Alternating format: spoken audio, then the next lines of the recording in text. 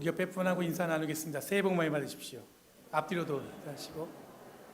한국은 지금 명절이죠. 설날인데 새해 복 많이 받으세요. 그럼 반갑습니다. 날이 갑자기 추워졌는데 여러분 감기들 조심하시고, 여러분 오늘 읽은 본문은 예수님께서 광야의 시험을 당한 후에 이제 처음으로 일어난 사건을 기록한 내용입니다. 이 광야의 시험을 받은 후에 예수님께서 어떻게 됐냐면, 성경의 본문을 보면 성령의 능력에 힘입었다 이렇게 기록되어 있어요. 그럼 시험, 광야는 우리들에게 굉장히 익숙한 어떤 고난의 대표적인 용어죠. 광야의 길을 걸었다, 고난 받았다 할 때 우리가 늘 하는 얘기가 광야의 시간을 지냈다 이렇게 얘기하죠. 근데 보면 이것을 잘 이겨내면 성령의 능력 가운데 있다 이렇게 돼 있어요. 그럼 14절에 보면 예수에 대한 소문이 온 동네에 퍼졌다고 기록되어 있습니다. 그 내용을 보면 예수님의 사역이 꽤 성공적으로 이렇게 이루어진 것 같습니다. 그리고 곧바로 본문은 어떻게 되냐면 예수님께서 회당에서 가르치셨다 이렇게 기록하고 있어요. 그럼 15절에 보면 이야기의 장면은 예수님의 고향인 나사렛 회당으로 계신 것으로 기록되어 있어요. 한 절도 끝날 무렵에 처음엔 갈릴리였다 그러다가 갑자기 나사렛으로 확 바뀌었단 말이에요. 한 문장 속에 예수님이 갈릴리에서 나사렛으로 옮기는데, 이 갈릴리에서는 예수님의 사역의 어떤 짧은 문장으로 그 사역에 광야에 시험 받은 후 성령의 임재를 받으셨다, 임하셨다 이 정도만 딱 끝내고 그 다음에 나머지 이야기들은 나사렛에서 일어난 이야기를 기록하고 있습니다.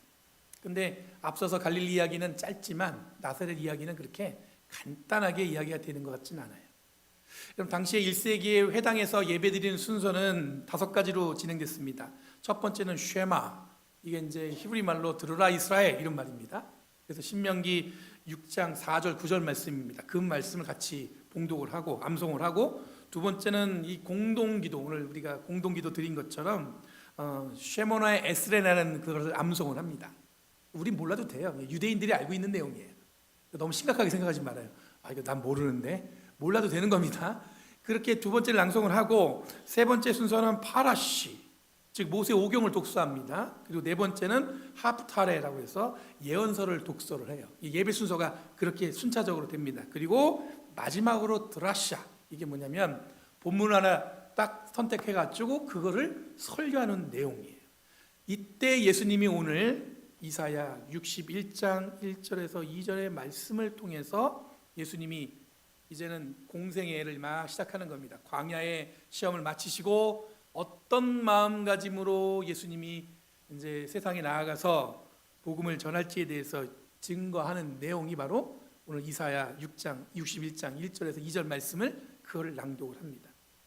아마 이 본문을 기억하시고 좀 잘 알고 계시면 오늘날 우리 교회들이 예수를 믿고 예수를 따른다면 어떤 방향과 기대를 가지고 사역한지를 잘 보여주고 있을 거예요.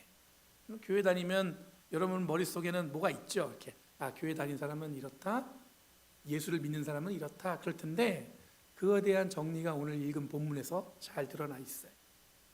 우선 갈릴리와 나사렛에 대한 이야기를 한번 해보겠습니다. 당시 갈릴리 지역은 갈릴리 호수의 북쪽을 얘기합니다. 그래서 북쪽에 있으면 그러면 그걸 갈릴리 지역이라고 불러요. 그럼 나사렛은 어디 있느냐? 그 갈릴리에서 약간 지중해 쪽으로 서쪽으로 조금만 가면 나사렛이라는 동네가 있단 말이죠. 흔히 갈릴리 호숫가로 알려진 이 지명은 북쪽의 호수 지역을 갈릴리 지역이라 불렀고, 이 지중해 쪽으로 조금 서쪽으로 가면은 그게 나사렛이라는 동네가 나옵니다. 예루살렘에서는 북쪽으로 150km 정도 떨어졌어요. 그러니까 오늘날로 보면은 그 당시에 예루살렘이 어떤 그런 중심지였다면 북쪽으로 150km 서쪽, 약간 어떤 느낌이냐면 변두리 느낌이에요. 그 당시도 갈릴리 나사렛 하면은 어떻게 사람들이 느꼈냐면 그곳은 변방, 변두리, 사람들이 많이 살지 않는 곳, 또는 여러분 그곳에 무슨 선한 게 나오겠어, 이런 느낌을 주는 그런 곳이었습니다. 16절에 보면 늘 하시던 대로 회당에 들어가셨다라고 기록한 걸 봐서는 예수님은 늘 회당에 들어가는 것, 그리고 그 안에서 말씀을 강론하는 것이 이미 익숙하게 그 몸에 배어 있다는 걸 알 수가 있습니다. 그리고 건네받은 성경 두루마리를 펼쳐서 오늘 읽은 본문인 이사야서 61장 1절에서 2절 말씀을 펼쳐본 거예요.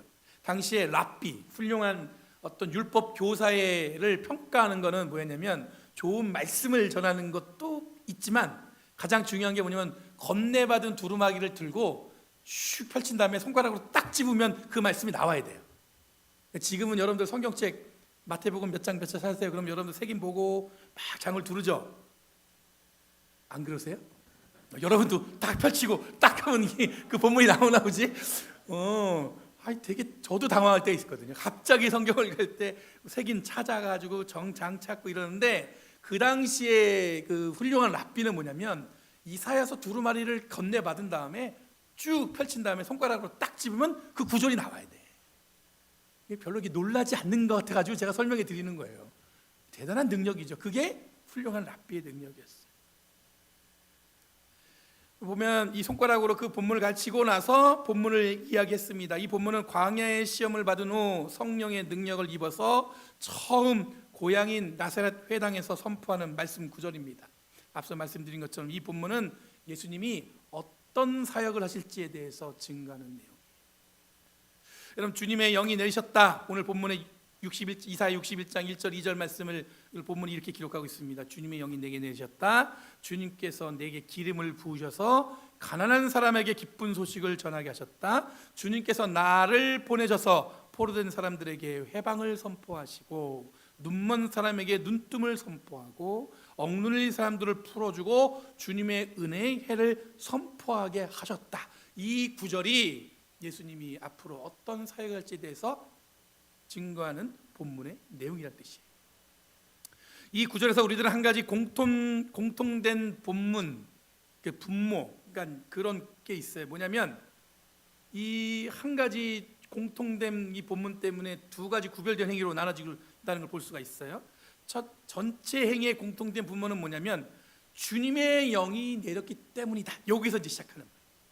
이게 뭐냐면 우리는 오늘날로 표현하면 성령이 임재하셨다. 거기서 시작되는 거예요. 그래서 갈라진 두 가지 행위는 뭐냐면 첫 번째가 주님께서 내게 뭘 하셨어요? 기름을 부으셨다.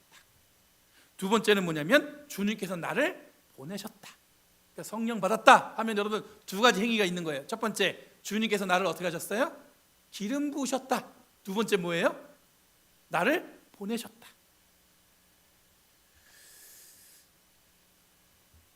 여러분, 주님이 내게 기름 부으셨다는 것은 어노인팅을 이야기하는 겁니다. 헬라어로는 크리스토스라는 헬라어를 사용했어요. 즉 기름 부음을 받은 존재라는 것은 뭐냐면 그들이 하는 일은 그 이어지는 본문에 가난한 사람에게 기쁜 소식을 전하는 거예요.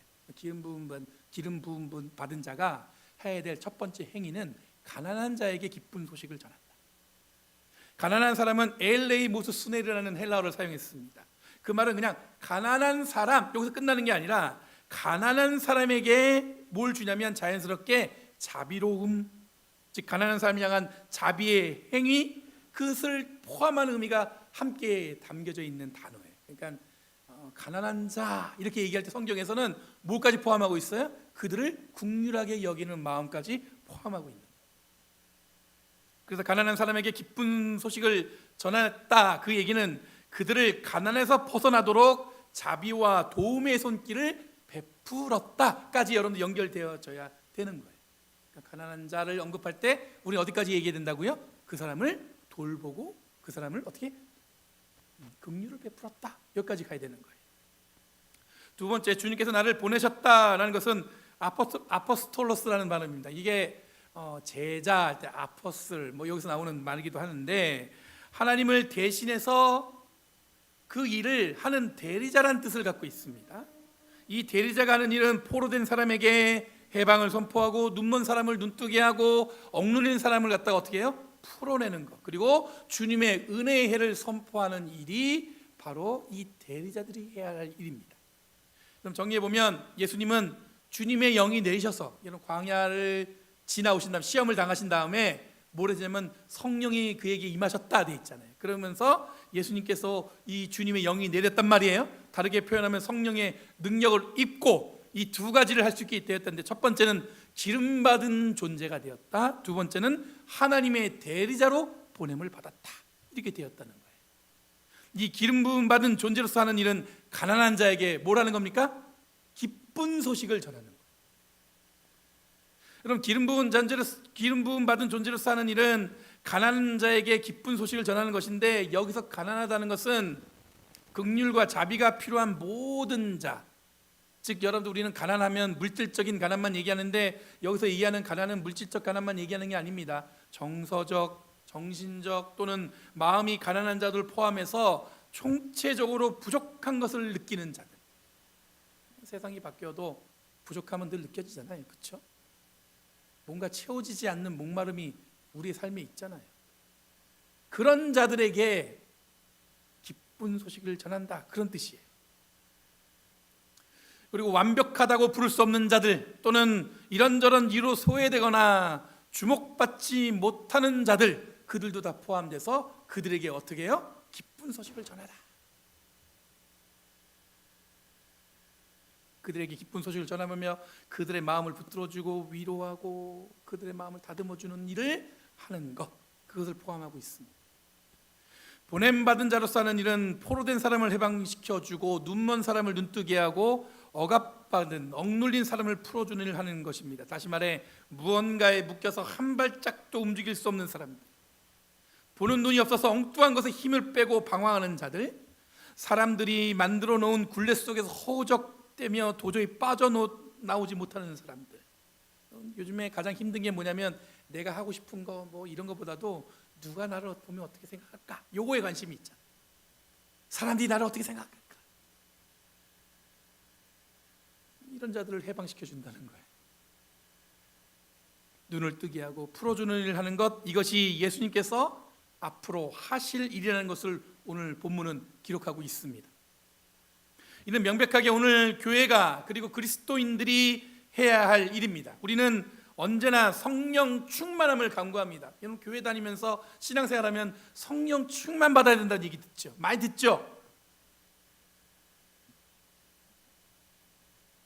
별로 안 들었다면 이게 큰일 나는 겁니다. 많이 듣죠? 예, 많이 들어요.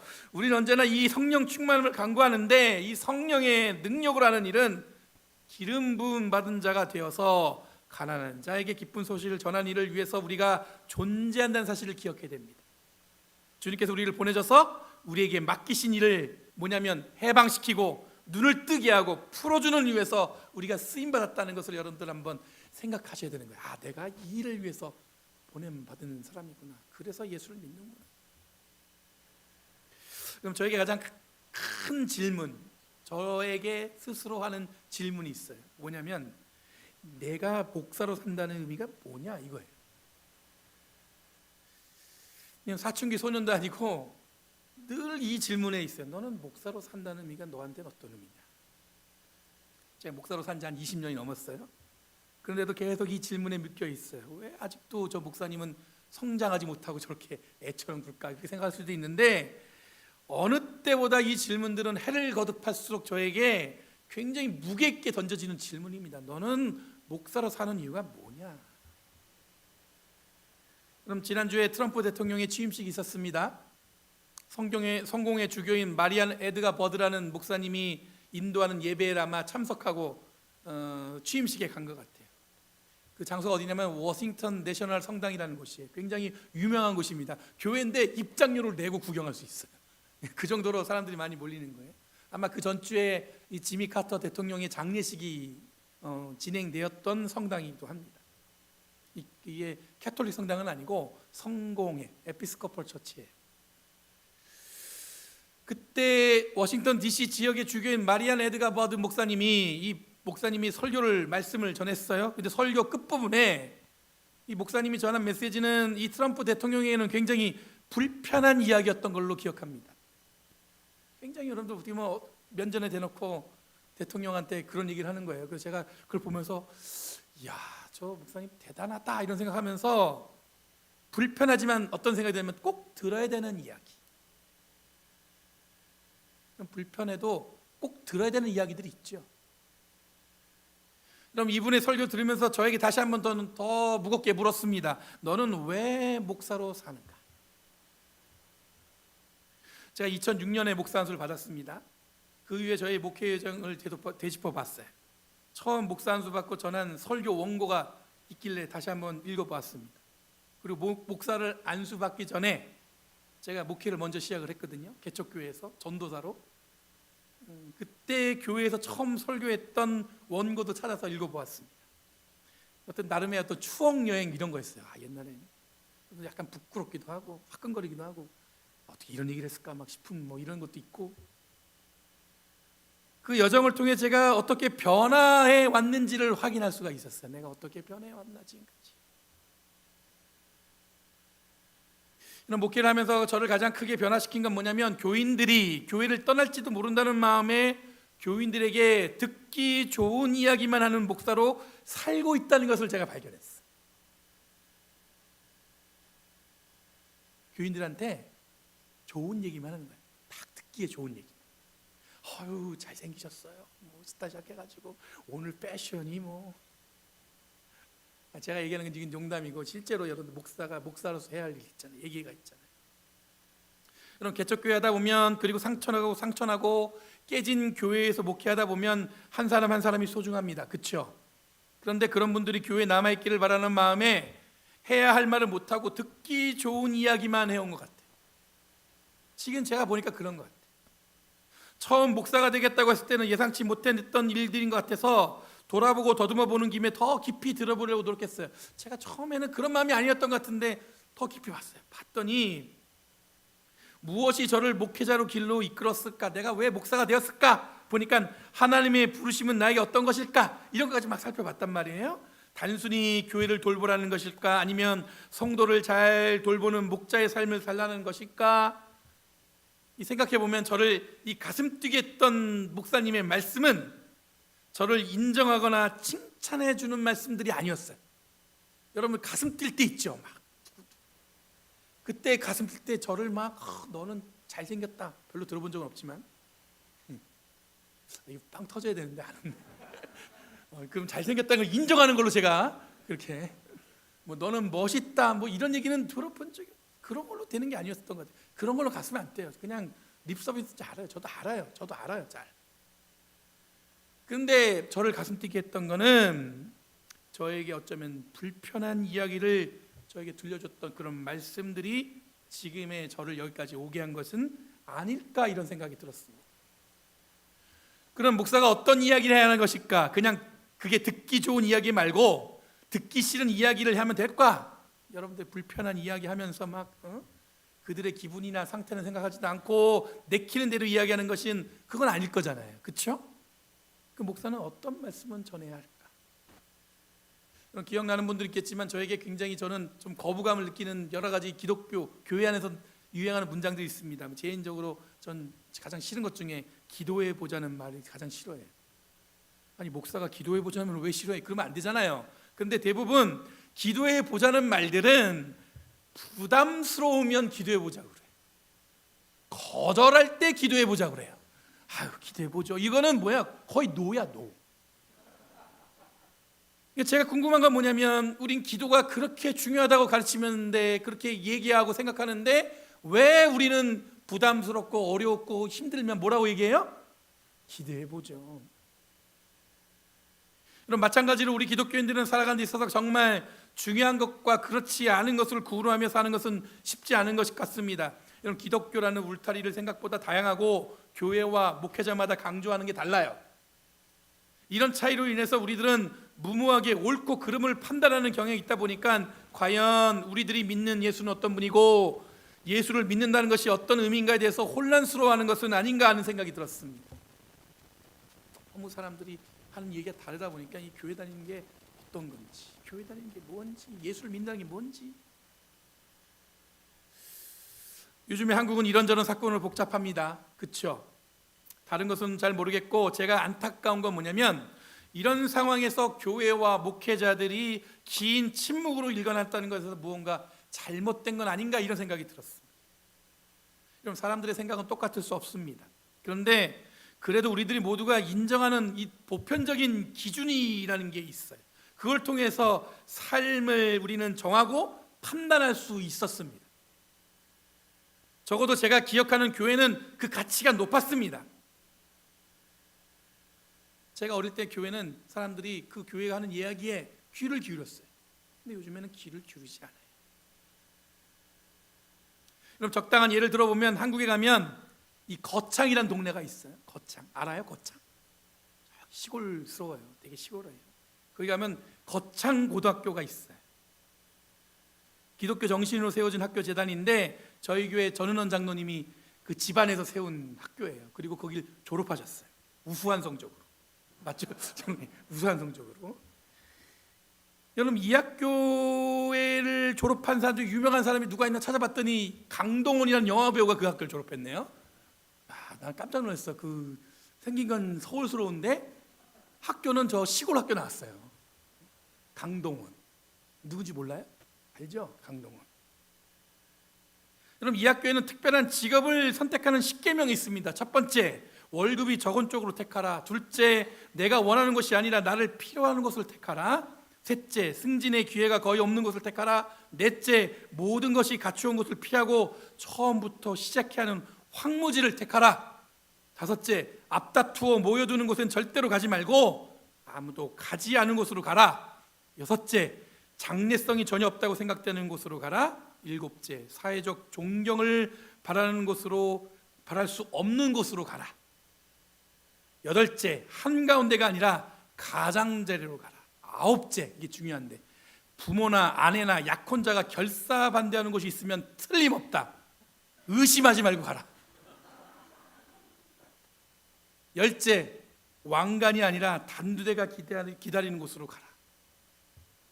그럼 꽤 유명한 이야기라 더 길게 나누지 않겠지만, 여러분, 기독교 정신이 가리키는 방향을 저는 단적으로 보여주고 있어요.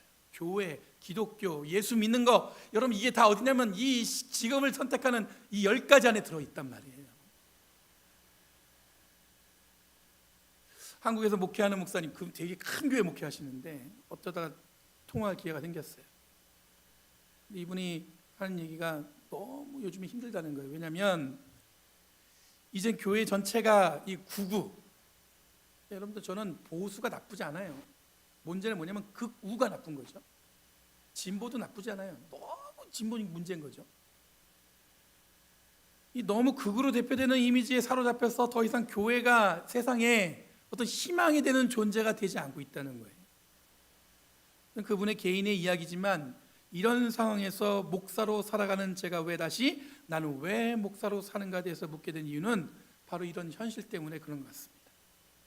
이런 목사인 저만 그러겠습니까? 성도도 살아가는 여러분들도 어떻습니까? 왜 그리스도인이 되었고 예수를 믿는다는 것은 어떤 의미입니까? 여러분들에게 왜 예수 믿고 왜 교회 다니세요? 오늘 본문에서 우리는 그 길과 답을 찾아야 합니다. 내가 교회 다니고 기독교인이라는 의미는 이제 성령의 능력을 잊고 이 땅을 살아가려고 노력하는 존재라는 이 고백이라는 것을 기억해야 됩니다. 성령의 능력은 광야와 고난의 길을 지나서 우리에게 주어질 수 있는 것입니다. 그러니 삶에 경험하는 고난이, 그리고 어려움을 나누는 것에 멈춰서 되지 않습니다. 어려운 거, 힘든 거 막 나누죠. 근데 거기서 머물면 안 되고 우리는 뭘 기대해야 되냐면 그 이후에 성령이 나에게 가득 임할 것을 기대해야 됩니다. 그리고 우리는 기름 부음 받은 자로 살아야 됩니다. 성령 받으면 첫 번째 기름 부음 받은 자, 그리고 두 번째 뭐예요? 보냄 받은 자. 여러분, 기름 부음 받은 자로서 살아간다는 것은 곧장 가난한 사람에게 기쁜 소식을 전하는 존재로 살아가는 존재해야 된다는 거예요. 되게 그러면 이게 정확하게 여러분들 어떤 의미인지 잘 느껴지지 않겠지만, 기쁜 소식, 가난한 자들에게 기쁜 소식을 전하는 자. 나를 돌아보며 살아가는 것도 쉽지 않은 시대라고들 얘기하지요. 내 것, 내 가족, 내 교회만 생각하기도 벅찹니다. 그렇죠? 근데 하지만 우리는 그 너머 다른 이들의 아픔과 가난을 채우기 위해 삶을 살아가는 존재예요. 무엇보다 중요한 것은 우리는 예수님처럼, 예수님의 제자들처럼 보냄받은 자들, 그러니까 여러분들 예수님처럼, 예수님의 제자들만 그렇게 사는 게 아니고 우리도 똑같이 그런 제자와 같은 삶을 사는 겁니다. 그 보냄받은 자들처럼 주님의 일을 대신하기 위해서 그 책임을 위임받아서 이 땅에 보냄받은 자라는 사실을 기억해야 됩니다. 그리고 구체적으로 묶인 자를 해방시키고 보이지 않는 자들에게 볼 수 있도록 도와주고 그들을 인도하고 억압되고 눌려있는 자들을 풀어주는 것이 우리에게 주어진 사명입니다. 이것이 우리 기독교인들이 해야 할 일이고 교회가 해야 할 일입니다. 20절 말씀에 보면 예수님이 이 말씀을 듣고 회당에 있는 이 성경 말씀을 읽었단 말이에요. 그때 회당에 있는 사람들이 이제 모든 사람의 눈이 예수께 쏠렸다 이렇게 돼 있어요. 무슨 말씀하실까? 21절에 예수님이 이렇게 응답하십니다. 예수께서 그들에게 말씀하셨다. 이 성경 말씀이 너희가 듣는 가운데 오늘 이루어졌다. 딱히 만족스러운 응답은 아닙니다. 뭐 이렇게 막 설명이 없으세요. 오늘 이 자리에 이루어졌다. 말씀 자체가 이미 예수님이 어떤 일을 하실지에 대해서 잘 설명해 줬으니까 더 이상 할 말이 없을 수 있다 이렇게 얘기할 수도 있어요. 그런데 여기서 이루어졌다는 이 기노마이라는 헬라어를 사용했습니다. 이 기노마이는 이 단어는 신약 성경에서 매우 자주 등장합니다. 되다, 일어나다, 성취되다 이렇게 번역되어서 읽혀지고 있습니다. 요한복음 1장 3절에 보면 지음받았다는 뜻으로 창조되어졌다 할 때도 이 기노마이라는 헬라어를 사용했어요. 마태복음 1장 22절에도 보면 모든 일이 일어난 것, 즉 일어나서 완성되었다는 뜻으로 사용됩니다. 누가복음 2장 1절에서는 이 변화가 일어났다는 것, 트랜스포메이션, 완전히 변화되었던 것들이 일어났다 할 때 이 기노마이가 사용되었어요. 그리고 마태복음 24장 6절에 주기도문이 등장하는데 아버지의 뜻이 이루어지셨다 할 때, 완전히 이루어졌다 할 때 기노마이라는 이 헬라어를 사용했어요. 그러니까 예수님께서 오늘 읽은 이 말씀 읽은 자들에게 오늘 다 이루어졌다, 이 말은 이때 사용했던 단어란 뜻이에요. 예수님이 말씀하신 이 말씀 듣는 가운데 오늘 이루어졌다라는 의미는 이미 이 말씀을 기억하고 잘 알고 들은 자들은 그 존재가 그렇게 살도록 이루어졌다, 완성되었다, 변화되었다 이렇게 여러분들 이해하시면 될 것 같아요. 마찬가지로 오늘 읽은 이 본문을 읽고 예수님이 어떤 방향으로 사역하실지에 대해서 말씀하신 이 본문을 읽은 우리들도 그렇게 살도록 우리도 어떻게 됐어요? 이루어졌다, 완성되었다, 어떻게 됐습니까? 변화되었다. 사랑하는 성도 여러분, 우리는 기독교인입니다. 교회 다니죠. 그리고 예수를 믿는다고 이야기합니다. 이 말은 우리가 교회에 와서 예배를 드리고 밥을 먹기 전에 기도하고 적당한 때 헌금을 드리는 것으로 기독교인이다, 예수를 믿는다 그렇게 이야기하는 게 아닙니다. 우리들이 예수를 믿는다, 기독교인이다, 교회를 다닌다는 것은 성령의 능력을 힘입어서 기름 부음을 받은 자로서 가난한 자에게 기쁜 소식을 전하고 대신 보내심을 받아 예수님과 예수님의 제자와 같은 능력으로 해방시키고 눈을 뜨게 하고 풀어내기 위해서 이 땅을 살아가는 존재로 살아간다, 그런 뜻입니다. 여러분들의 목사인 제가 정말로 목사다우려면 여러분에게 듣기 좋은 말만 하는 목사인지 때로는 여러분들이 들을 때 불편해하는 말을 하는 목사인지를 잘 살피셔서 제가 목사답게 살 수 있도록 여러분의 마음을 넓혀주시길 바랍니다. 잘 삐지지 마세요. 아니 목사님 어떻게 저런 말을, 다 뜻이 있겠죠, 그죠? 그리고 저는 더 용기 있게 성령의 능력을 힘입어서 기름 부음 받은 자로서 가난한 자에게 기쁜 소식을 전하고 대신 보내심을 받은 자로서 예수님처럼 제자들처럼 묶여있는 자들을 해방시키고 앞을 보지 못하는 자들을 보게 하고 억누리고 핍박받은 자를 풀어주는 이유에 생명을 다할 수 있는 삶을 살아가게 될 줄 믿습니다.